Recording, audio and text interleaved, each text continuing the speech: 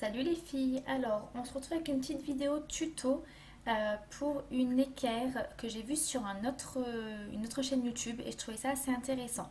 Donc il va falloir prendre un carré de 11 centimètres sur 11 centimètres et vous allez faire des marques à 3 centimètres, donc en haut et sur le côté de votre carton.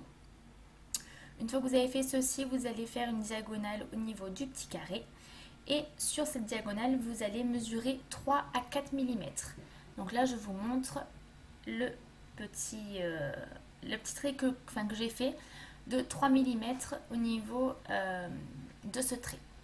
Donc là, on va pouvoir enlever les parties qui ne nous intéressent pas.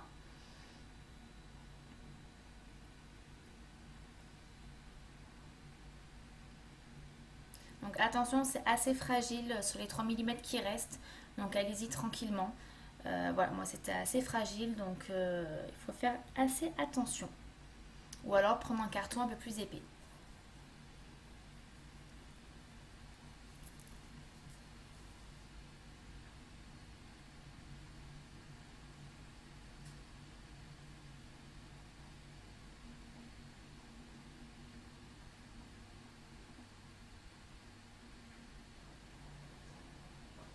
Donc on obtient ceci et maintenant on va pouvoir le coller sur notre papier déco.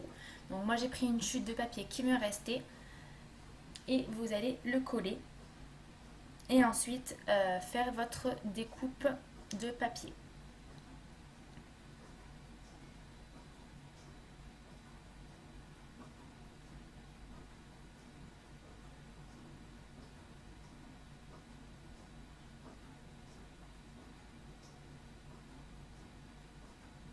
Donc une fois que ceci est fait, vous allez faire la même chose de l'autre côté. Donc vous allez voir, je vais le laisser pour après, le temps que la colle sèche un petit peu, c'est quand même plus facile à découper le papier après.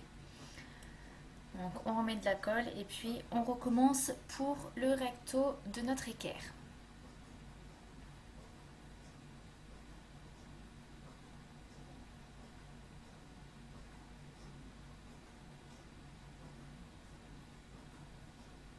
Une fois que ceci est fait, on va découper, donc vous allez voir, un rectangle de 3 cm sur à peu près 13 cm, 13-14 cm.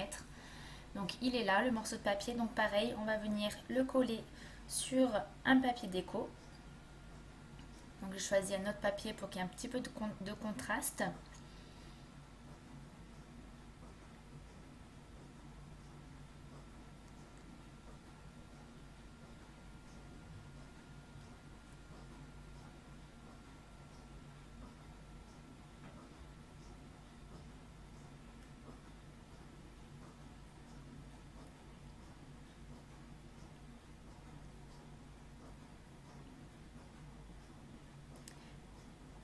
Donc là, je découpe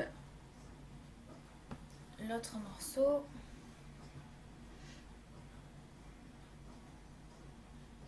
Je ferai du coup une vidéo, la prochaine vidéo qui sera en ligne, j'utiliserai donc cet équerre là. Comme ça, vous pourrez voir comment on s'en sert.